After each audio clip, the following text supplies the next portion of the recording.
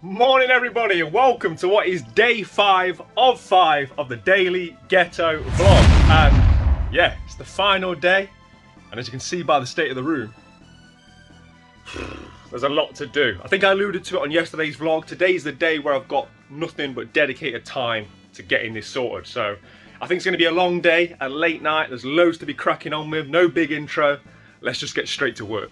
So as you can see, this is where we kind of left yesterday. I put these 2 units here that I took off the wall, which is ultimately going to become the Sega wall, right? I'm really happy with how they look. They're sort of more narrow than the chest of drawers, and they give us the opportunity to display more of my wares, of which you can see there's still loads absolutely everywhere in this room. The issue, however, is the sort of same issue that I had with these when they're on the wall. They're an awkward sort of height. You can't get 2 rows of sort of DVD sized games in them. And even what I managed to do with Wii U games and Game Boy games, I had to slightly raise this up like about 1/2 centimetre, which obviously I wouldn't be able to do with them stacked on top of each other. So it does present a different set of challenges. However, there are quite a few big box things, the special editions that I could potentially display in them. So I think that's what we're going to trial first today. Get a few of these big box items put in here, because there's loads of things dotted all around the room which don't have a natural home. So that's the first thing we're going to try out. Okay, so I've put a few bits in here. As you can see, my Mario All-Stars now with its newly protected cover, shout out to Kev, fits like an absolute glove in there. It fits so well, it's actually making me think about delving back into the world of console box collecting. I do actually have a Street Fighter one in the 2.5. I mean, imagine how nice they would look if I just tiered them all up. Anyway, what I don't need to be doing is thinking about adding more things when I've got lots of existing things to find homes for. I put my big box Metroid and my God of War Ultimate Legacy Edition in the bottom there. Now, it all fits pretty well. It all looks pretty good. I've not really solved any issues though, to be honest. What I guess I have in terms of housing this stuff, I need more space for 360. We established at the back end of yesterday's vlog. I need more room to grow for Xbox 360, and there's still quite a few big box things down here, which obviously I'd ideally house the whole console together. So in some aspects, it hasn't really helped doing that. Obviously, what I could do is potentially put 2 more of these, which will give me even more storage solutions, but then I'm losing the home that I've currently, I think, starting to really enjoy the home of having this here. I think it works. I'm going to play around with this a bit more, hopefully today. I'm going to try and incorporate a bit more of the bottom of the Standee into it. But there is one other option that I'm going to try probably next, in potentially putting it where the Rugrats is. But we're going to get to that in a minute. But yeah, I'm really happy with how that looks. But like I say, it doesn't really solve any issues. The issue is, if I put another one on here and start doing overflow of 360, I'm going to be left with that really awkward gap above it. So yeah, probably more questions than answers, but I'm going to make a decision on what goes here by the end of this day. I hope, I think, kind of, maybe. Right, and with the Rugrats Standee taken off there for the 1000th time this week, we can start to see if this will fit up there.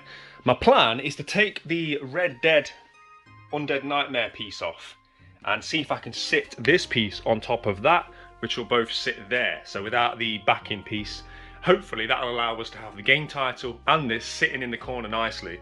And that could potentially solve a lot of my problems. In terms of the Rugrats, it'd be a shame to lose it out of here, but you know, little man might want it in his room, so I will be able to enjoy it to some extent. But let's see if this... Okay, so straight away I ran into a problem with this. Once I pop this here, you can see how much the N and the E hang down. So all the weight of it will sit on these, and I really don't want to sort of bend it to that extent. It just doesn't quite sit right. And once you start trying to rest this piece on the sort of protruding bit on the back of that, it's just going to put more weight on it, more pressure, so I don't think it's going to work. So the only potential really is to just sit it behind it. Now, I'm not saying it doesn't look good, because it looks great. My concern is that, again, even without it, this piece resting on this piece, it's still putting weight on. As you can see, it's already bending this, and over time that's only going to get significantly worse. Also, it does hide quite a lot of this amazing artwork behind that. Don't get me wrong, it looks good. I'm not ruling it out. I'm going to leave it there for a few hours and see how I feel, but it's not perfect. And maybe if I'm reaching that point with this Standee that it's just a case of getting it in where I can, and I'm never going to get 100% of it on show how I'd like, but Yeah, it certainly looks good, right? And what doing that does allow me to do is put a couple more of these units here. So I'm going to take a couple of these off the wall, and then I can play around with the option of what could potentially fit in these units. Before I do that, just playing around with this space a little bit more, it could potentially house the Capcom Home Arcade, or it also gives an awesome home to these guys. I absolutely love these figures, and these need to also have prime real estate in this room somewhere. So there's definitely, I think, potential in the idea of those being there. But let's get one more unit on, because these could still potentially sit on top with one more of these units on as opposed to two. So let's try that idea.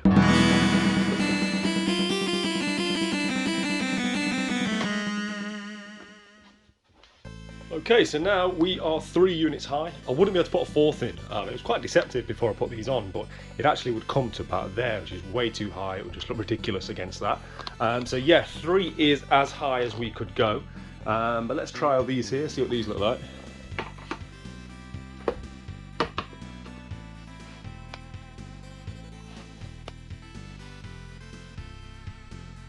Definitely potential in that idea, I think.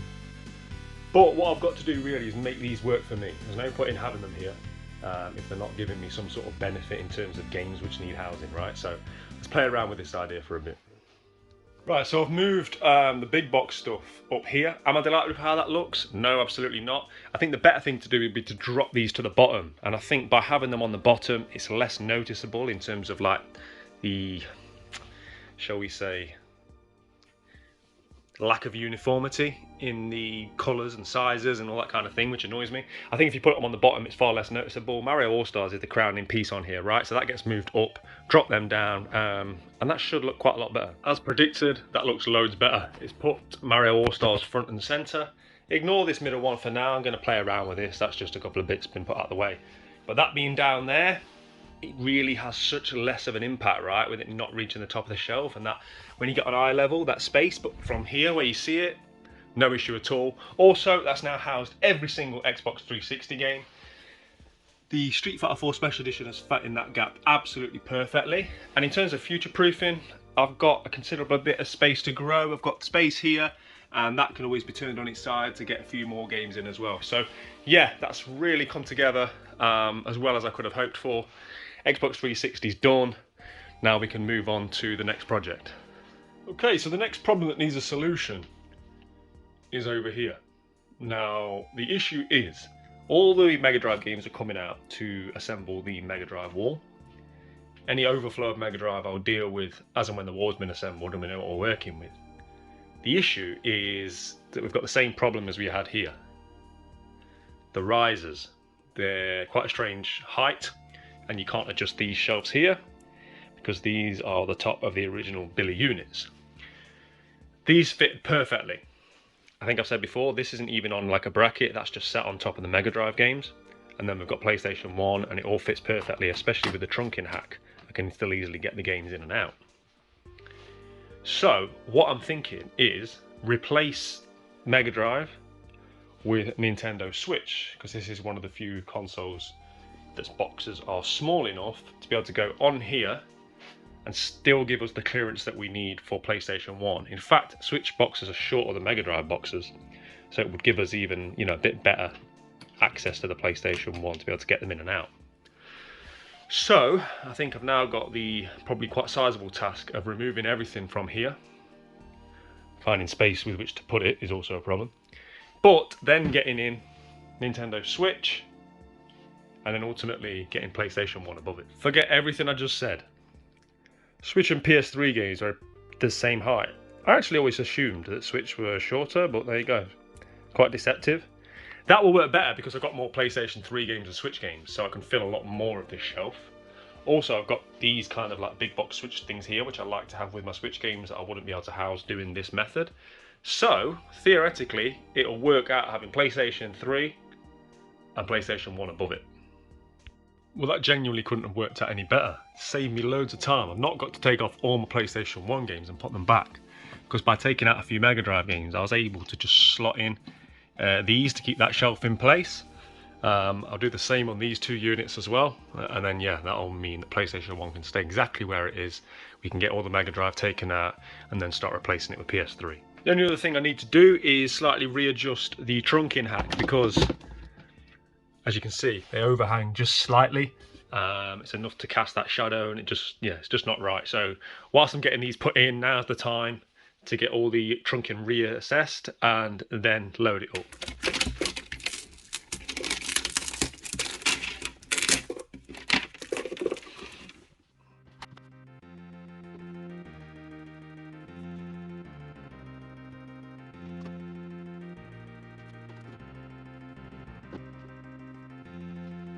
Okay, so as you can see, I'm filling up now with PlayStation 3. I initially decided to go from left to right with the bulk of the collection. However, I quickly decided that wasn't the right approach, because in terms of separating the games to the fully red spined classics games, that needs a smaller section, which is why, as you can see, I've decided to put that now in that small section on the left, before then going from the second column inwards with the standard bulk of the PlayStation 3 collection. With PlayStation 3, it's all split up, so there's also going to be the steelbooks and big box stuff, which we'll look at shortly, and also the old school red spines. So doing it in this way, it made it easier for me to split the collection up, which ultimately makes it easier to display on the shelves.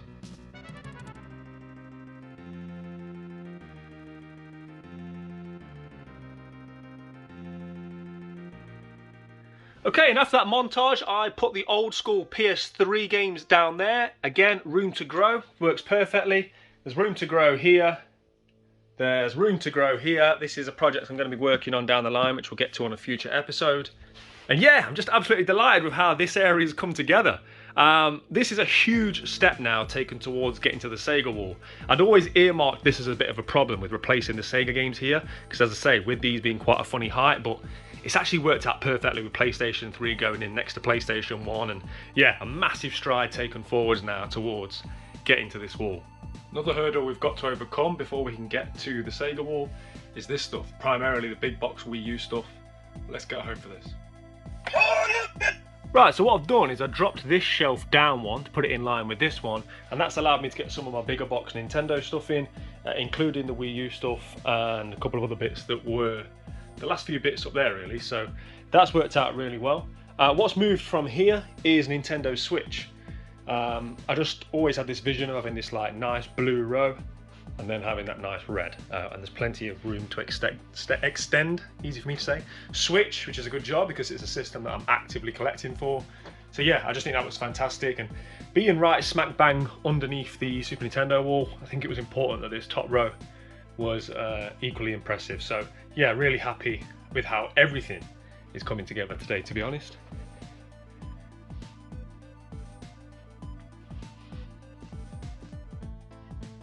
The only thing that I haven't thought about, which is a big oversight, because it's the collection I really enjoy, is Game Boy. So I've got Game Boy games dotted around, which need to go somewhere front and centre. So let's figure that out. Every now and again, you just get one of them light bulb moments, right? That just works and confirms a lot of things, and I think I've just had that moment. So remember how happy I was I didn't have to move PlayStation 1? Well, forget all that. As you can see, it's moved. What I decided to do, if I can step back, is put it in here. This has allowed me to get 2 rows of games. There was no other way I could get 2 rows of games in one of these units because of the sizing. So it's worked really well. These I've just been able to fit in by manipulating what was on the bottom, just put in the shorter big box 360 stuff. Ultimately over time I might thin out PS1, so I've just got 2 rows, but for now, especially with that one on the bottom being pretty much out of sight, it works. And it's given me this great real estate here to get Game Boy games in. I did have Game Boy games here back in the day, with all the artwork on display, and they're just I just love displaying Game Boy games. So giving them this fantastic bit of real estate here, yeah, it's confirmed a lot of things for me. We're going to get that done now, but it's confirmed that this is the way to go. This is all staying here. It serves a real purpose now, and it looks good. Yeah, let's get Game Boy in.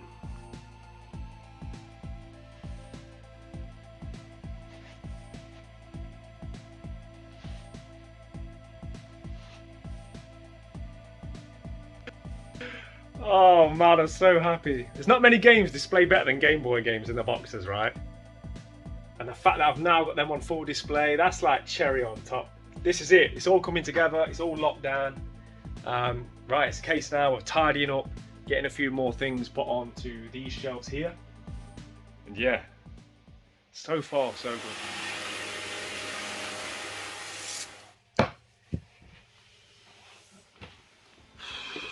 Let me tell you, cleaning this place up on what's one of the hottest days of the year, while it's half covered in cling film, yeah, sweating hell. But we've got there. It's looking fantastic, but before I sort of show you guys the results of everything that we've done over the last 5 days, there is one more job that I think will be a fitting way to end, and that is getting this guy sorted out. This has been a common theme throughout the 5 days, right? Not really knowing what to do with this Standee, but I think I need to customize it in such a way that I'm happy with it, so let's get that done. Okay, so as I said, the problem with this piece where it was is that these are obviously what comes into the contact first, and they're starting to bend under the weight.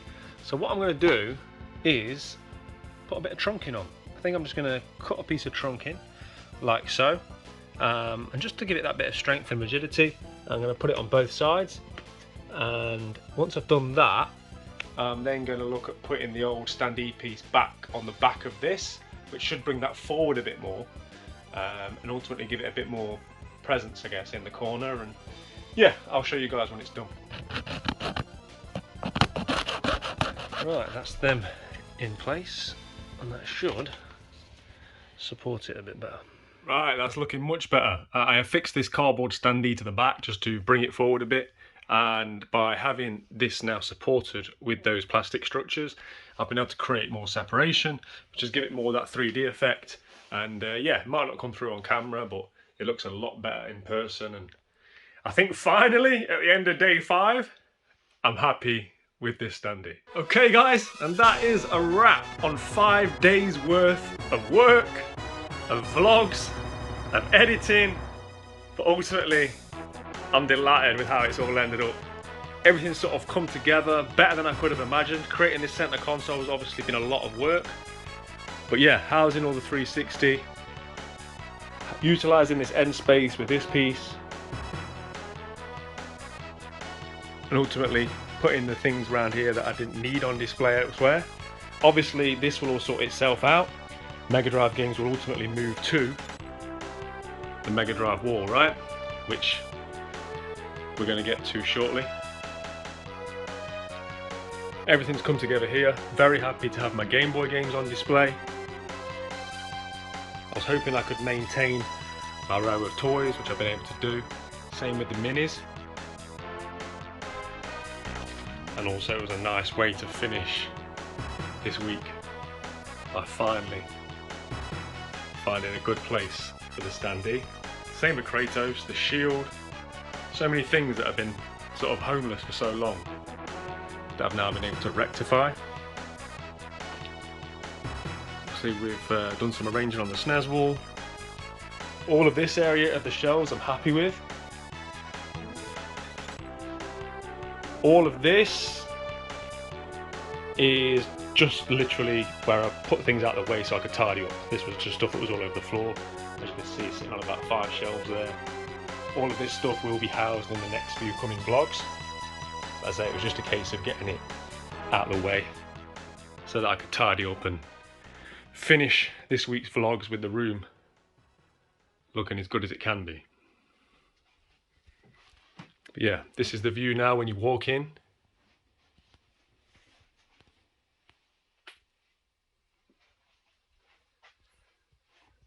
Let me know in the comments what you think.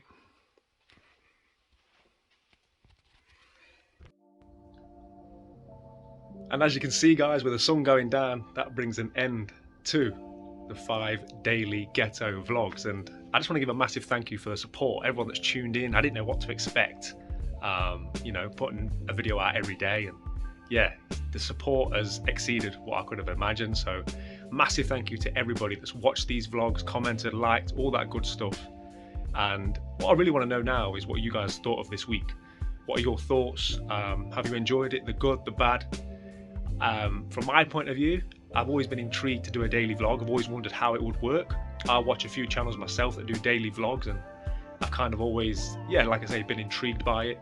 It's been a lot of work. I think I underestimated how sort of all-encompassing it would be. I think a lot of the vlogs I watch, they don't really do editing. They just kind of have video clips, and then it's the next clip, next clip, next clip. And I think I've tried to maintain a certain level of production, or a standard that I like to put on my channel. And as a result, the editing has taken obviously a lot of time every day. But ultimately, I do it because I love it. I've loved the journey. And, you know, I always say about collecting being a multifaceted hobby, and it's not just about the playing of the games or the hunting of the games, or, you know, the wheeling and the dealing to get the games for a good price. All of those things I enjoy, but as much as any of that, I love sort of arranging it, putting it into a games room, and having these days to solely focus on it has been something I'll genuinely never forget. And also the support you guys have shown by watching and hopefully enjoying it. But as you can see, we're not finished. I started this week naively thinking I'd have the Sega wall done, and in reality, I'm delighted with what we have achieved.